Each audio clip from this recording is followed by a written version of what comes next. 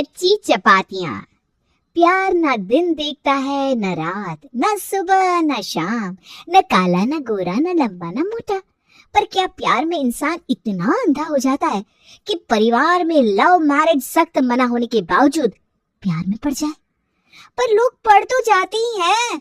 और ऐसे ही प्यार में पड़ गया था करण। करण एक ब्राह्मण परिवार का लड़का था जिसके घर में गण गोत्र और शास्त्र की ही बातें होती थी। पर प्यार में पड़ने के कारण करण को कहाँ कुछ दिख रहा था। उसे तो दिख रही थी बस उसकी लैला। और आज अपनी लैला का डेब्यू करने अपनी बहन के साथ करण पार्क पहुंचता है। अरे किससे मिलाने लेकर जा रहा है तू मुझे?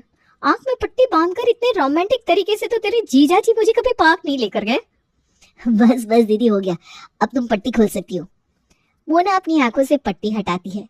उसकी आंखों के सामने नजरें झुकाए सूट में एक लड़की खड़ी थी। मेरा भाई, मैं वारी जाऊं तुझ पर, तूने ढूंढ ली काम वाली। तेरे जीजा जी को बोल बोल कर हार गई थी मैं कि भाई एक लड़की ला दो जो दिन भर मेरे साथ रहे, खाना बनाना झाड़ू पोछा सारे काम कर दे। अगर इतना भी नहीं कर पाएगी तब भी चलेगा, हेल्प तो हो जाएगी ना मुझे। बच्चा होने के बाद खुद के लिए मैं वक्त ही नहीं निकाल पाती मैं। बताओ बेटा, कितना लोगी, क्या क्या जानती हो काम तुम? ये सुनते ही लैला घबराती हुई करण के बाजू में जाकर खड़ी हो जाती है। ये क्या बोल रही हो दीदी? ये कोई काम वाली नहीं है, तुम्हारी होने वाली भाभी है। मैं और लैला कॉलेज के टाइम से एक दूसरे को पसंद करते हैं। अब तुम ये मत बोलना कि हमारे घर में लव मैरिज नहीं हो सकती। मामा जी के बेटे प्रेम ने भागकर शादी की ना। कितने दिन अपनी धौंस दिखा सके मामा जी? आखिर में मानना ही पड़ा ना। बच्चों के सामने माँ बाप को झुकना ही पड़ता है, और मेरे माँ बाप को झुकाएंगी आप, क्योंकि मैं जानता हूँ आपकी जो अरेंज मैरिज है वो एक्चुअली में लव मैरिज थी। जीजा जी ने सब बताया मुझे। तू मेरा भाई नहीं है, कसम से तू मेरा भाई नहीं है। गड़े मुर्दे उखाड़ रहा है तू। और जोर से बोलना कि 4 लोगों को पता चल जाए कि महेश जोशी की बेटी ने लव मैरिज की थी। अरे भाई, वो कोई लव मैरिज नहीं थी। 15 दिन पहले मिली थी तेरे जीजा जी से, अब उन्होंने रिश्ता भेज दिया तो मैं क्या करूं? पर ये तो बता रहे थे दीदी कि आपके यहाँ घर में शादी के पहले लड़की ने एक नजर भी लड़के को देख लिया तो रिश्ता इस बात पर कट जाता है कि जिस लड़की ने शादी के पहले हमारे बेटे को देख लिया हो वो न जाने किस किस को देखती होगी। राम मिलाई जोड़ी है तुम दोनों की, कसम से। बिल्कुल है ही दीदी। इनसे मिलने के बाद तो मैंने नॉनवेज खाना भी छोड़ दिया। बोलिए ना जी। है नॉनवेज? ये हमारी कास्ट की नहीं है क्या? हमारे घर में तो प्याज लहसुन भी नहीं चलता, और तू ये बला ले आया। मैं जा रही हूँ यहाँ से। लैला की बात सुनते ही मोना तो दुम दबाकर भागने लगती है। भागता हुआ करण अपनी बहनों के पैरों पर गिर जाता है। तुम अपने भाई का साथ ऐसे नहीं छोड़ सकती दीदी। मैं शादी करूंगा तो लैला से। अरे चलाओ ना कोई चक्कर, शादी के कार्ड में लड़की का सरनेम नहीं लिखेंगे और क्या। कार्ड छपवाने ही क्यों है जी, आजकल तो ई कार्ड का जमाना है। मेरा और आपका ही नाम लिखेंगे, और वो भी विदाउट सरनेम। किसी को कुछ पता नहीं चलेगा। दीदी आप टेंशन ना लें, मेरे पेरेंट्स ना बहुत चिल है। उन्हें तो बस मेरी फिक्र है कि मैं कब आपके घर में कैसे एडजस्ट करूंगी। पर मैंने कह दिया, प्यार किया तो डरना क्या। एक वो लैला थी जो मजनू के लिए बदनाम होने को तैयार थी, और एक ये लैला है जो करण के लिए शुक्ला से जोशी बनने को तैयार है। अब हर रोज करण मोना पर प्रेशर बनाता जाता है, यहाँ तक कि एक रोज लैला और करण मोना के घर ही पहुंच जाते हैं, और करण से शादी के लिए लैला अपने होने वाले जीजा जी के पैरों पर ही बैठ जाती है। अब आप ही कुछ कर सकते हैं जीजा जी। इन्होंने बताया था मुझे कि इनके घर में दामादों को नारायण जैसी इज्जत मिलती है, और अब ये नारायण ही मेरी नैया मझधार से निकालेंगी। अरे ठीक है लैला, देखो मैं कुछ सोचता हूँ, तुम ऐसे पैर मत छुओ, पाप लगाओगी तो मुझे। थोड़ा ड्रामा करना पड़ेगा तुम लोगों के लिए, और क्या। 2 दिन बाद सर पर पट्टी, हाथों में प्लास्टर और लाल साड़ी में लपेटी हुई लैला को अपने हाथों में उठाए करण मोना और राहुल के साथ अपने घर पहुंचता है। अरे बेटा तू ठीक तो है? तेरे गाल पर ये मुक्का किसने मारा? और ये लड़की कौन है? इसके सर पर इतनी चोट क्यों है? क्या बात है भैया, क्या हो गया जीजा जी, ये सब क्या है? मुझसे क्या पूछ रहे हैं साले साहब, अपने बड़े भाई से पूछिए। पूरी रात दुकान में बैठा रहता है, नींद ही पूरी नहीं हुई थी। अब आधी नींद में गाड़ी चलाएगा तो ठुकेंगी ना लोग। ठुक गई लड़की। वो तो शुक्र हो भगवान का कि मैं और मोना पीछे बैठे थे, वरना पता नहीं क्या होता। हमें ही पता है किस तरह बचाया हमने करण को, वरना आज रात का खाना जेल में खा रहा होता करण। ये क्या बात कर रहे दामाद जी आप, हुआ क्या है? मैं बताती हूँ पापा। मैं, राहुल और करण मंदिर जा रहे थे। गाड़ी चलाते वक्त बार बार करण की आंख लग जा रही थी, और इसी में लैला को टक्कर लग गई। हम लैला को लेकर जैसे तैसे अस्पताल पहुंचे। आसपास के लोगों ने जाकर करण की कंप्लेन कर दी। पुलिस अस्पताल पहुंच गई करण को गिरफ्तार करने। उस वक्त किसी को कुछ समझ में नहीं आ रहा था और करण ने लैला की मांग भरकर उसे अपनी पत्नी बता दिया। क्या? क्या बोल रही हो तुम? ऐसे होती है क्या शादी?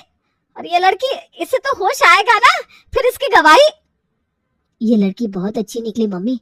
इसने होश में आते ही पुलिस के सामने गवाही दे दी कि मैं इसका पति हूँ और हम दोनों ने भागकर शादी की और इसी भागदौड़ में इसका एक्सीडेंट हो गया।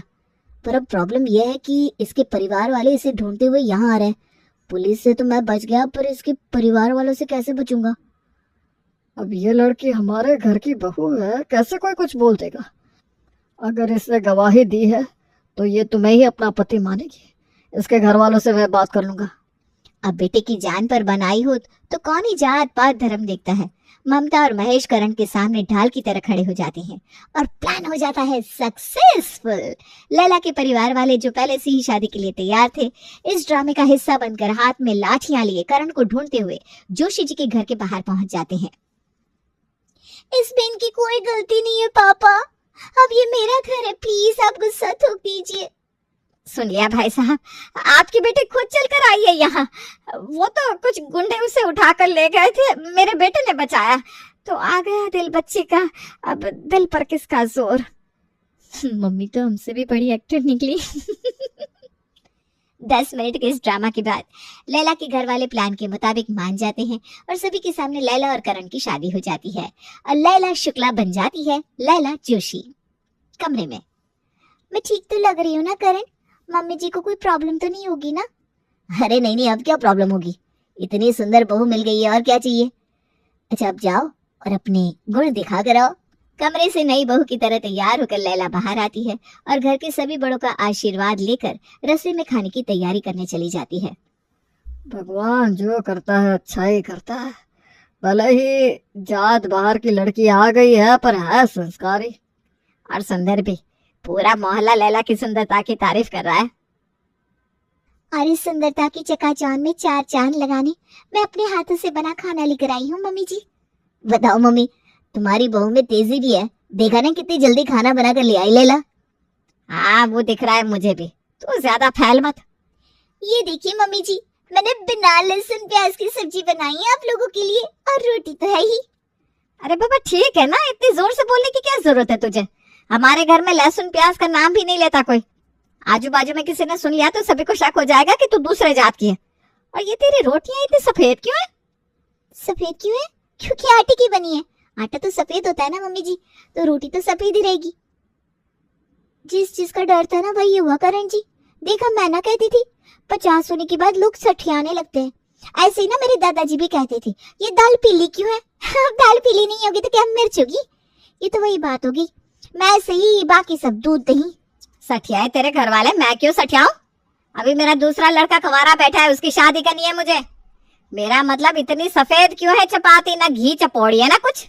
अरे मैं तो भूल ही गया था, लैला के घर में रोटियों पर घी नहीं लगाते हैं। वो मैंने मना किया था मम्मी। वो क्या है ना, अब लैला को पता नहीं कि हमारे घर में कौन कितनी घी लगाई हुई रोटी खाता है, तो मैंने कहा था कटोरी में घी लाकर टेबल पर रख देना, जिसे जितनी जरूरत होगी उतना लगा लेंगे हम। अरे नहीं, पर ये रोटी जरा कम सिकी हुई भी लग रही है, नहीं मोना?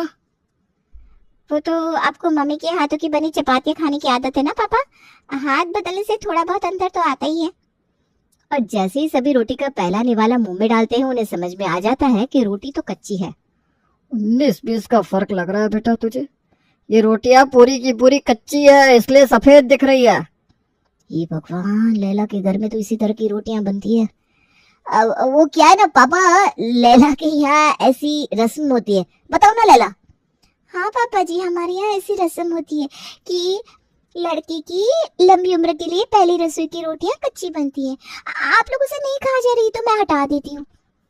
अगर करण की लंबी उम्र की बात है तो मैं कच्ची क्या, जली हुई रोटियां भी खा लूं। पर अगली बार से ध्यान रखना, रोटियों पर घी लगाकर अच्छी तरह से सेक कर सभी को देना। लाल लाल रोटियां होनी चाहिए। लैला के लिए ये बात तो बड़ी टेंशन की हो जाती है। रसोई में जाकर लैला अपनी गलतियों को सुधारने में लग जाती है। एक तो लव मैरिज, ऊपर से इंटरकास्ट, ऊपर से इतने झूठ के बाद, और इन सब के बाद भी अगर मैं अपने ससुराल वालों को अच्छा खाना नहीं खिला पाई तो भगवान मुझे माफ नहीं करेगा। अब मैं समझ गई हूँ, यहाँ जब तक फुलकी लाल ना हो तब तक तवे पर सेकनी होती है। तभी अपनी पत्नी की फिक्र करता हुआ करण भी रसोई में आता है।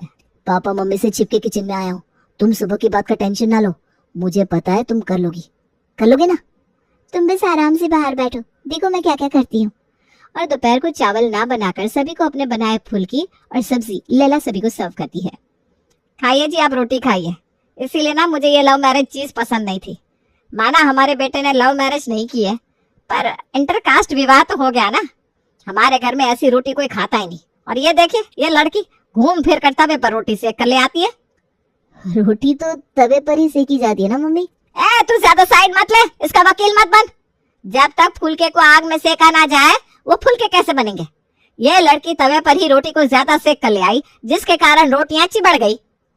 तू देख रहा है ना, यही कारण है नितेश कि हम इंटरकास्ट लव मैरिज ये सब पसंद नहीं करते। तेरी शादी तो हम अपने जात वाली लड़की से ही करेंगे।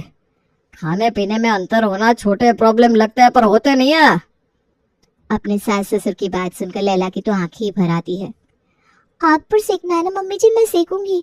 आप लोगों को ये रोटियां खाने की जरूरत नहीं है, मुझे बस कुछ देर का वक्त दीजिए, अभी आई मैं।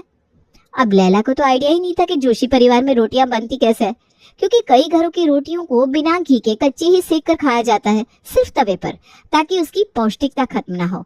पर अपनी सास के मुंह से फुलकी को आग पर सेकने की बात लैला ने सुन ली थी, इसलिए वो रोटियां बेलती है और सीधा आग पर रख देती है, जिससे रोटी पूरी तरह जल जाती है। करण जी के घर में ऐसी रोटियां खाते हैं, पूरी जली हुई। अब समझ में आया करण जी का शरीर क्यों नहीं लगता। पर अब क्या कर सकते हैं, ससुराल में जैसे नियम हो मानना ही पड़ेगा। डाइनिंग टेबल पर पहले ही लैला की बनाई कच्ची रोटियां रखी हुई थी कि वो जली हुई रोटियां भी लेकर आती है, और इत्तेफाक से उसी वक्त पड़ोसन सुषमा अपनी बहू के साथ पधार जाती है। हाय ममता, ये तेरी बहू काले जले हुए उपले लेकर क्यों आ रही है? ये क्या है बहू थाली में? और तुम सबकी प्लेट में ये क्या कच्ची रोटियां? अरे भाई क्यों? अरे सुषमा, मेरी बहू आज के जमाने की है, एक काम थोड़ी ना होता, इसे 10 काम होते हैं बेचारी को, इसलिए कच्ची रोटियां ही सेक कर रख देती है। जिसे जैसे भूख लगे उस हिसाब से उसी वक्त गरम करके परोस दी जाए। अब ठंड में ना ठंडी रोटियां नहीं चलती हमारे यहाँ। वही तो आंटी जी, मैं किचन में इंडक्शन ही तो लाने गई थी, टेबल पर इंडक्शन रख देती हूँ, सब उसी में अपनी रोटियां गरम करते हैं, घी लगाते हैं और गरम गरम खा लेते हैं। वरना ठंड में रसोई से टेबल तक लाते लाते ही अगर रोटियां ठंडी हो गई तो क्या फायदा गरम गरम बनाने का। और ये जली हुई जो भी चीज है तुम्हारे हाथ में, वो क्या है? अरे आंटी जी, ये तो भाभी हम सबकी नजर उतारने के लिए लेकर आई थी। नजर उतारिए भाभी। वैसे आपका कैसे आना हुआ आंटी जी? हम तो आपको अपने घर पर खाने पर बुलाने आए थे, तो आज रात का खाना हमारे घर पर तय रहा। चलो इसी बहाने नॉर्मल रोटियां खाने तो मिलेगी, वरना ये आधी कच्ची जली रोटियां खा खा कर मेरे तो मुंह का ही स्वाद बिगड़ गया है। पता नहीं कब तक बहू को बचाते फिरूंगी मैं। रात को ममता और महेश सज धज कर तैयार होते हैं। आखिरकार इतने दिनों के बाद उन्हें उनकी पसंद की रोटियां जो मिलने वाली थी। मैं तो तैयार हो गया भाई, आज जमकर खाऊंगा रोटियां। ये दूसरे जात की लड़की लाकर बड़ी गलती कर दी हमने, अब दोबारा इस जन्म में तो यह गलती नहीं करूंगा मैं। हो गया ना पापा, अब दिन में एक बार नहीं 20 बार आप यही बात बोलते हैं। अब बेचारी लैला के घर का कल्चर अलग है, तो वो भी क्या करे, कोशिश कर रही है ना वो। ऐसी कोशिश से अच्छा है कि कह दे कि कोशिश ही ना करे। अब वो क्या कमरे में बैठी रहेगी कि खाने पर चलेगी? देरी हो रही है हमें। और भूख भी बड़ी जोरों की लग रही है। दोपहर में वो जले हुए और कच्चे पराठे देखकर खाना ही नहीं खा पाया मैं। लैला को अगर देरी हो रही है तो उसे छोड़ दे, हम चलते हैं। ऐसे कैसे छोड़ दे, सबसे जरूरी उसका चलना ही तो है। वो भी तो देखे हमारा खान पान कैसा होता है। प्रिया बहू पर पूरा भरोसा है मुझे, मेरे मायके के पड़ोस की ही तो है वो शर्मा, हम जोशी। पूरा जोशी परिवार प्रिया के घर पहुंचता है। सभी खाने की टेबल पर बैठते हैं। सर मैं भी तो देखूं ऐसी क्या बात रहती है इनकी चपातियों में जो मेरी चपाती में नहीं। प्रिया किचन में जाती है। सबसे पहले एक इंडक्शन लाकर टेबल के बीचों बीच रख देती है। उसके बाद लाती है एक बड़ा सा पतीला। अच्छा, तो अब मैं समझी, आप लोग पतीले के अंदर रोटी सेकते हैं। तो जो कर रही है वो कर बेटा, लैला मजाक कर रही है, कुछ भी बोलती है। और प्रिया निकालती है पतीले से कच्ची रोटियां, सभी की प्लेट में सर्व कर देती है। अरे बेटा, तू ये कच्ची रोटियां क्यों परोस रही है?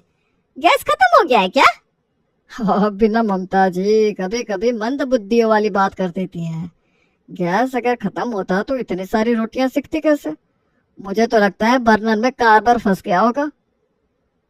नहीं नहीं अंकल जी, वो दोपहर में जब आपके घर आई थी तो कितना अच्छा आइडिया दिया था लैला ने हमें, वो कच्ची रोटियों वाला कि एक साथ कच्ची रोटियां सेक दो और इंडक्शन पर गरम कर लो, इससे वक्त भी बचता है और सबको गरम खाना भी मिलता है। तो मैंने लैला का आइडिया इस्तेमाल किया और कच्ची कच्ची रोटियां बना ली। ये बात तो है ममता, और सिर्फ प्रिया ने नहीं, आसपास की सभी बहुओं ने यही आइडिया अपना लिया है। ये लो मम्मी, मेरी लैला तो हर जगह फेमस हो गई। और कुछ ऐसे इंटरकास्ट वाली बहू के हिसाब से सभी बदल जाते हैं।